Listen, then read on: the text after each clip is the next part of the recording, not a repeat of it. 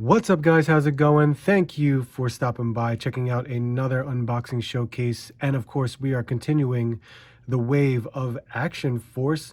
We have our third figure that we're going to be reviewing. This is Kerak. What an incredible looking figure.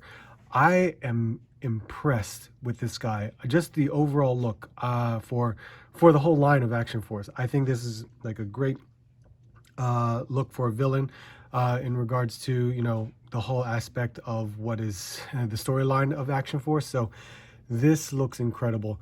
I just love the way this figure looks, and I'm so happy to actually have this in hand. But we are going to just start this off because we just have right now the box packaging. There you go, take a look. There is the window of seeing Kerak right there. We have here on the side of the box, we have the artwork going on, and of course he does have a particular symbol. And we have back of the box and the other side of the box, of course. Now, back of the box, we've explained this before. This is definitely reminiscent of our G.I. Joe card back from back in the 80s and 90s. So this looks very nostalgic to me, and I love how Bobby has this done on his box packaging. So we have the very first wave of figures, the first 6 wave of figures going on. We do have a QR code for some information, if you can go check that out at Multiverse.com. And of course we have the file card to talk about who Kerak is. There you have that. And of course some action points which will be held for later use in maybe hopefully the months to come, so we'll determine that as well. Now let's take a look, let's unbox this figure. If you guys already have seen some of my videos, you guys know I always open from the bottom of the box, and of course I do keep my packaging because I like to, you know, if I ever have to put them back in the box, I want to put them back in the box. That is just how I am. I like to keep my materials. So here we have the clamshell packaging practically. It is a simple slip on and off front cover, which is perfectly fine for me, but it has this nice little added detail of adding this like plastic piece to protect the figure from any type of possible rubbing damage on this part here. So very nice detail that went into packaging this. And here we have our Kerak figure. So from what you see right away, we have some weapons right there. We have some extra hands going on. We have a helmet. Here's another weapon, more hands, and we have the stand. So let's unpackage this, take a look at everything.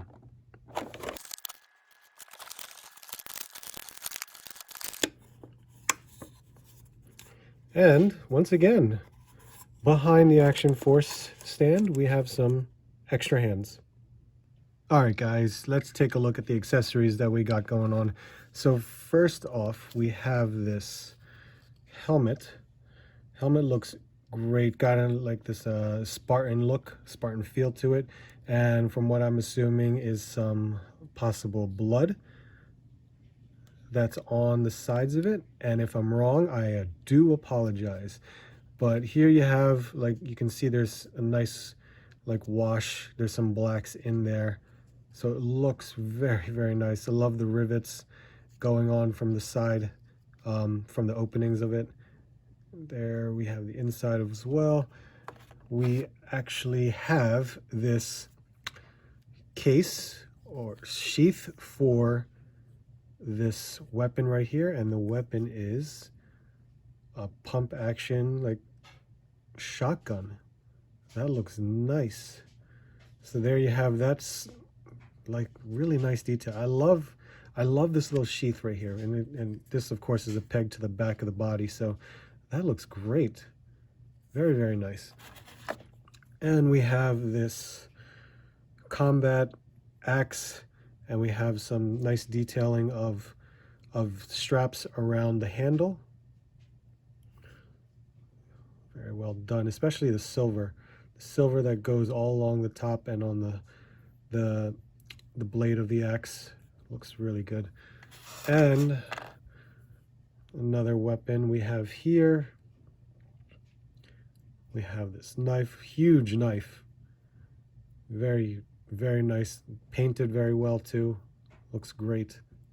And we also have a handgun that was already inserted in the holster of his leg. So there we have that. Looks like we got some paint rub that happened probably while it was inside the holster. But we do have a hole for a muzzle flash, so that's awesome. We have some brown for the handle. That looks very well done. And first we have a pair of gripping hands right there. And here we have a pair of fisted hands, very well sculpted. You can see, the vein lines in there as well. And of course we have some trigger hands, both left and right.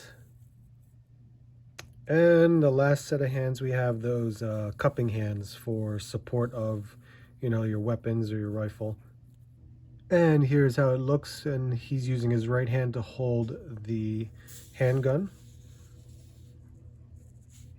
So out of the box, his left hand is kind of loose, so he doesn't hold, or his left gripping hand is loose, so it doesn't hold the knife very well. We may have to heat that hand up to kind of tighten it a bit more, but his right hand holds the knife pretty tight. And for his axe, in his left hand, it's got more of a firmer grip considering the fact it's a wider handle. On his right hand, it grips better at a much more higher on the handle than on the lower end from the left hand. And here is how it looks when he's holding the shotgun. And as you can see, it's got the proper articulation for him to rotate or angle his hand down or his wrist down. And of course, using the support hand or cupping hand, you can utilize it to show a much better, proper holding the weapon or to actually, pump the shotgun. So let's test out where all of these accessories are going to be placed on the body, which is an incredible thing because we always love it when we can store our accessories on the actual figure themselves. So first, we have the sheath for the shotgun. Of course, we'll just place that right into the peg hole, which is very soft. This is very soft, so I would say just be careful inserting it, because right now you have to find that spot, and there you go. I just found it. So there you go. There's how that looks. And of course, like we showed before, the handgun can fall right into the holster, and we have a part here for the knife, in which case we can just slide that right in there and it fits very snugly, so that's awesome. And he can just hold the axe, which will be perfectly fine to carry all of his weapons. And the last accessory is the helmet, in which case hopefully we'll have a nice fit. Oh, it's got a great fit. So let's just make sure it's on there and we can see his eyes.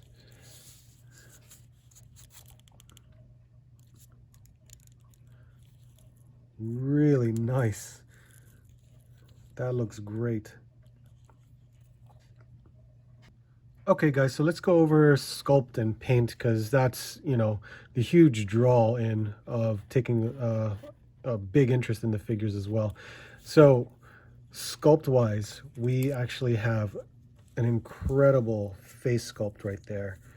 Look at the detail and of course all the stress lines in the face, so all the facial features.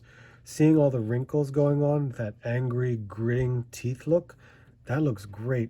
It's a very nice sculpt on the hair, and we don't have any like paint bleed anywhere on the face, so that looks great. We got a lot of pink going on around the lips and the teeth, so you don't really see any gums, so it definitely looks great right there.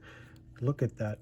And I know like the eyes are like I guess he did like a digital face print on top of the sculpt, so look at the depth in the wrinkles and where the eyes are. That looks great. I love that. Awesome detail right there, even including the ears. Even the ears have detail in the sculpt, so that's awesome. Love that. And of course, the jacket, very simple. Well, yeah, I could say simple, but you know, I think it's just because I see in regards to how it was painted. There is some bleed going on with the cream color along the brown, but the detail though, he's got the silver in the zipper and in like this belt strap, the zipper on the belt buckle right there to go along the strap. They've got sculpted pockets as well, and we've got the fur along the side here, and on the back you can see it's kind of like the leathery textured detail, and the stamp, the tampo of his symbol right there. So that's, hey, it still looks awesome. Then we can remove this, but take a look at that. You have more detail in the actual jacket vest by having more of this fake fur line sculpted in the inside of the coat. So that's very, very nice. And of course it's painted, so yeah, even better.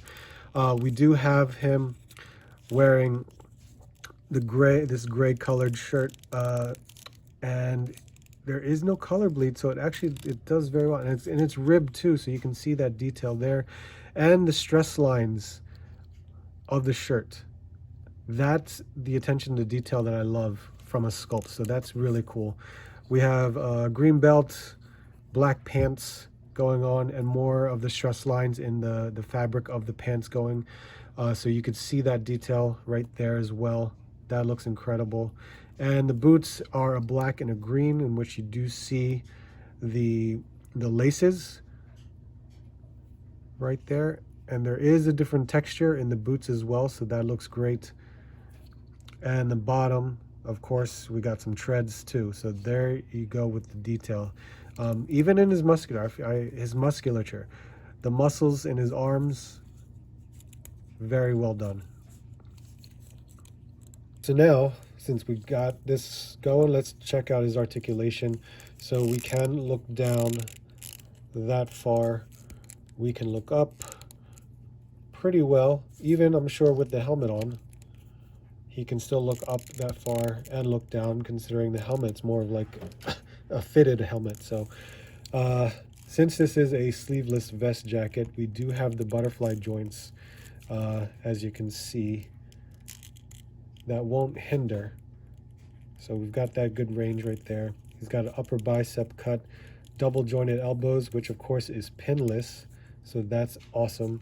And of course, all the hands have different wrist articulation based upon, you know, I guess the style of what is. So I guess this is what is this, the vertical part?